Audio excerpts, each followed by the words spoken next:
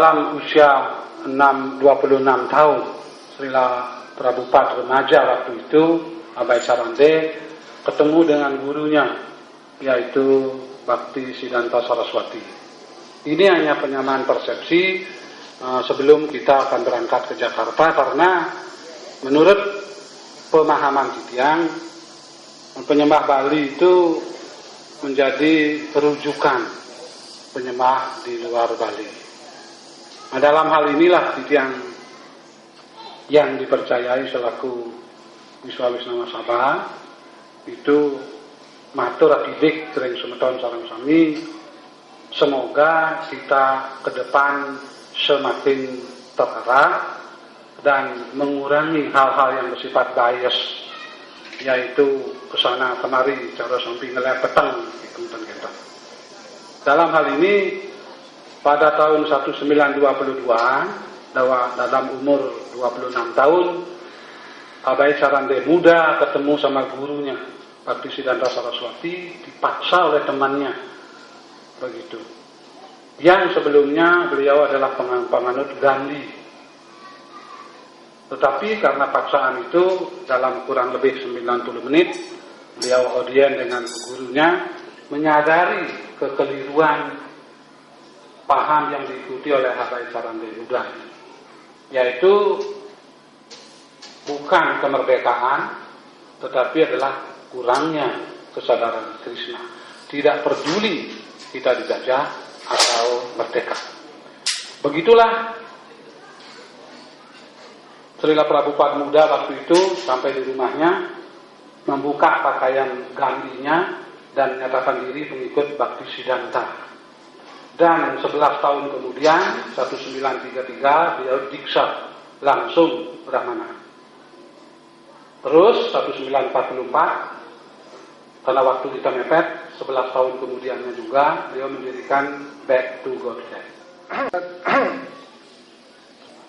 Yang baik secara material maupun secara spiritual tidak memiliki kualifikasi untuk melayani dalam momen dan event yang sangat penting. Kenapa ini menjadi sangat penting? Keberadaan Prabu dan Mataji, kita semua di sini, jika 40 tahun yang lalu tidak ada yang kita seperti saksikan di depan, barangkali keberadaan kita masing-masing entah di mana. Tepatnya ini adalah tanggal 5 Maret yang di Puro Rawamangun diambil tanggal 5 Maret, yang di Gandhi School itu sekitar 28 Februari 40 tahun silam. Jadi tahun 1973. Saya waktu itu kelas 3 SMP. Beberapa dan Prabu dan Mataji belum lahir waktu itu. Tapi beberapa diantaranya sudah ada. Kita punya saksi hidup yang menyaksikan acara ini. Adakah Prabu dan Mataji yang tahu bahwa salah seorang saksi hidup itu ada dan duduk di hadapan kita semua?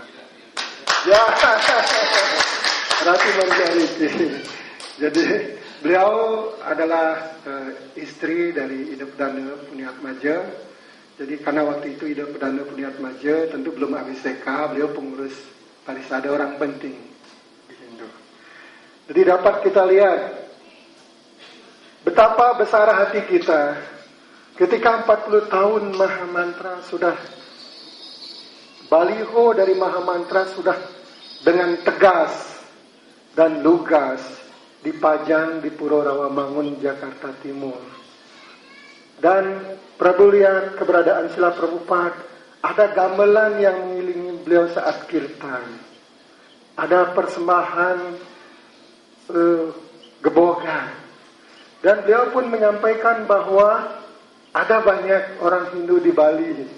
Disampaikan dalam wawancara ini bahwa di Jakarta hanya sebagian kecil saja dan di Bali banyak.